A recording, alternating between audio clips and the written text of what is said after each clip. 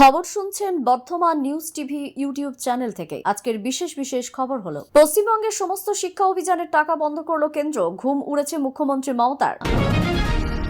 80 লক্ষ টাকায় উপনির্বাচনে টিকিট বিক্রি করেছে বিজেপি, বিস্ফোরক মমতা।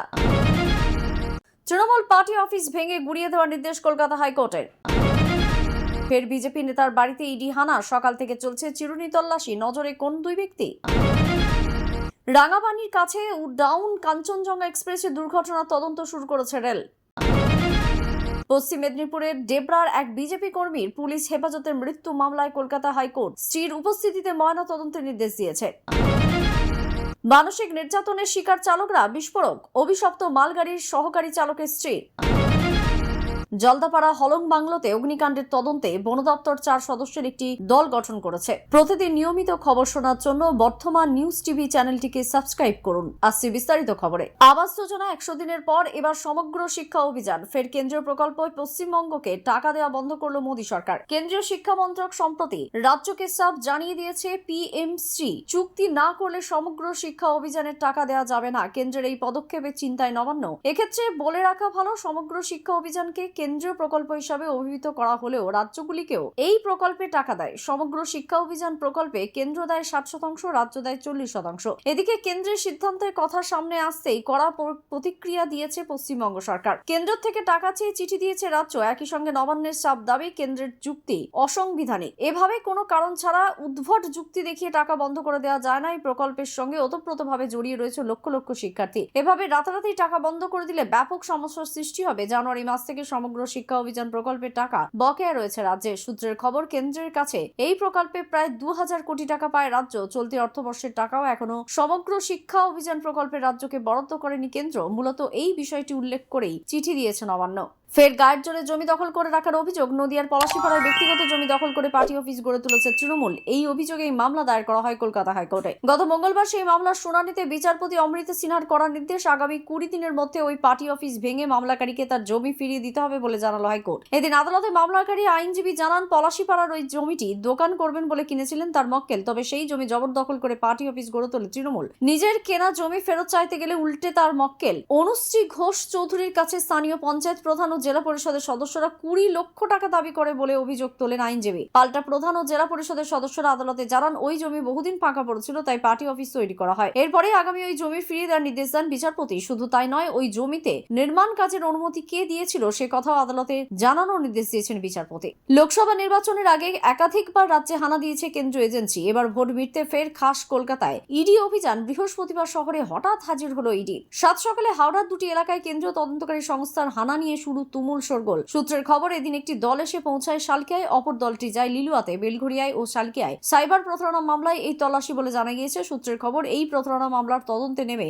এই এলাকার 2 বাসিন্দার নাম রয়েছে ইডি স্ক্যানারে। জানা গিয়েছে, শালকিয়ার শ্রীরাম ঢ্যাং রোডের বাসিন্দা মোহাম্মদ হোসেন ও লিলুয়ার চকপাড়া এলাকার বাসিন্দা মনোজ দুবে। ইডি তদন্তে এই দুজনের নাম সামনে এসেছে। 2 অভিযুক্তের বাড়িতেই সকাল থেকে তল্লাশি অভিযান চালাচ্ছে ইডি। ইডি আধিকারিকদের সাথে মজুদ রয়েছে প্রচুর পরিমাণ কেন্দ্রীয় বাহিনীর জওয়ান। সকাল থেকেই ওই 2 ব্যক্তির বাড়ি ঘেরে রাখে কেন্দ্রীয় বাহিনী। চলছে ম্যারাথন তল্লাশি। প্রসঙ্গত, এর আগে গেমিং অ্যাপের মাধ্যমে সাইবার প্রতারণা কাণ্ডে আমির খান নামে এক ব্যক্তির নাম উঠে এসেছিল। তিনিও কলকাতারই বাসিন্দা ছিলেন। সেই প্রতারণার ঘটনায় আমির ঘনিষ্ঠ কয়েকজনকে গ্রেপ্তারও করেছিল কেন্দ্রীয় তদন্তকারী সংস্থা।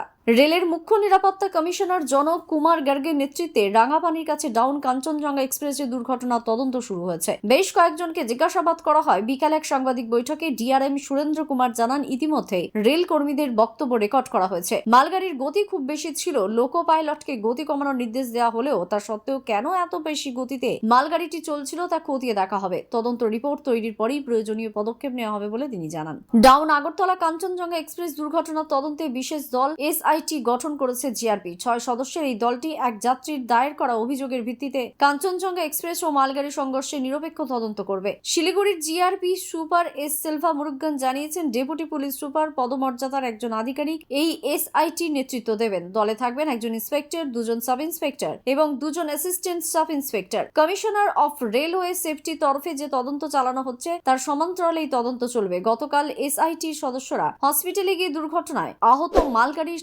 সহকারী চালক মনু কুমার বয়ান রেকর্ড করতে যান। তবে কি কথা হয়েছে সে বিষয়ে জানা যায়নি। এদিকে লোকো পাইলট ও সহকারী লোকো পাইলটের নামে যে অভিযোগ দায়ের করা হয়েছে সে ব্যাপারে তার কিন্তু জানা নেই বলে অভিযোগকারী যাত্রী জানিয়েছেন। তাকে সাদা কাগজে নিজের নাম ঠিকানা লিখে স্বাক্ষর করতে বলা হয়েছিল বলেও জানান তিনি। পশ্চিম মেদিনীপুরের ডেবরার এক বিজেপি কর্মীর পুলিশ হেফাজতের মৃত্যু মামলায় কলকাতা হাইকোর্টে স্ত্রীর উপস্থিতির ময়না তদন্তের নির্দেশ দিয়েছে। থানা এবং জেলা সিসিটিভির ফুটেজও সংরক্ষণ করতে বলা হয়েছে। একই সঙ্গে গোটা ঘটনার রিপোর্ট চেয়ে পাঠিয়েছে বিচারপতি অমৃতা সিনহা। রাজনৈতিক সংঘর্ষের ঘটনায় গত 4 জুন পুলিশ সঞ্জয় বেরা নামে ওই বিজেপি কর্মীকে গ্রেপ্তার করে। পুলিশ হেফাজতে অসুস্থ হয়ে পড়ায় এসএসকেএম হসপিটালে ভর্তি করা হয় তাকে। সেখানেই মঙ্গলবার তার মৃত্যু হয়। পড়ে গিয়ে মাথায় চোট লাগার কারণে তার মৃত্যু হয়েছে বলে পুলিশের পক্ষ থেকে জানানো হলেও তা মানতে নারাজ পরিবার। এরপরই হাইকোর্টে মামলা করেন সঞ্জয়ের স্ত্রী। বিচারপতি সিনহা জানিয়েছেন হসপিটালের কোনো অভিজ্ঞ চিকিৎসকের তত্ত্বাবধানে এবং পরিবারের উপস্থিতিতে ময়না তদন্ত হবে। গোটা প্রক্রিয়ার ভিডিওগ্রাফি করার পর নির্দেশ দেন তিনি। আগামী বুধবার এই মামলার পরবর্তী শুনানি। এদিকে বিজেপি এই ঘটনায় সিবিআই তদন্ত এবং অবিলম্বে দোষী পুলিশদের গ্রেপ্তারের দাবি জানিয়েছে। এক সাংবাদিক বৈঠকে বিরোধী দলনেতা শুভেন্দু অধিকারী অভিযোগ করেন ভোট পরবর্তী সময়ে রাজনৈতিক হিংসায় শাসক দল ছাড়াও পুলিশের মদত রয়েছে। অবিলম্বে জড়িত পুলিশ আধিকারিকদের বিরুদ্ধে ব্যবস্থা নেওয়া না হলে সঞ্জয় বেরার পরিবারকে আইনি লড়াইয়ের জন্য সব ধরনের সাহায্য করবে বলেও জানান তিনি। ভোট পরবর্তী হিংসার প্রতিবাদে রাজভবনের সামনে ধর্নায় বসতে চেয়ে রাজ্যের বিরোধী দলনেতা শুভেন্দু অধিকারীর আবেদন কলকাতা হাইকোর্ট খারিজ করে দিয়েছে। বিচারপতি অমৃতা সিনহা গতকাল স্ত্রী আধিকারিক ধর্নার জন্য বিকল্প জায়গা খোঁজার নির্দেশ দেন। উল্লেখ্য, হিংসা আক্রান্তদের নিয়ে রাজ্যপালের সঙ্গে দেখা করতে যাওয়ার সময় রাজভবনের পুলিশি বাধার মুখে পড়েন বিরোধী দলনেতা। এরপরেই পুলিশের কাছে ধর্নায় বসার আবেদন জানান তিনি। গত 18 জুন কলকাতা পুলিশ রাজভবনের সামনে 144 ধারা জারি থাকার কারণ দেখিয়ে সেই আবেদন খারিজ করে দেওয়ায় হাইকোর্টে দ্বারস্থ হয় দল। এক্ষেত্রে পুলিশের বিরুদ্ধে পক্ষপাতিত্বের অভিযোগ তোলা হয়েছে, কারণ এর আগে 100 দিনের কাজের সহ অন্যান্য প্রকল্পের কেন্দ্রীয় বঞ্চনার অভিযোগ তুলে তৃণমূল কংগ্রেসের সর্বভারতীয় সাধারণ সম্পাদক অভিষেক বন্দ্যোপাধ্যায়কে রাজভবনের বাইরে ধর্নার অনুমতি দেওয়া হয়েছিল। বর্তমানে শুভেন্দু অধিকারীকে কেন অনুমতি দেওয়া হবে না তা নিয়ে আদালতে প্রশ্ন তোলা হয়। বিচারপতি অবশ্য জানান, একজন আইন ভঙ্গ করলে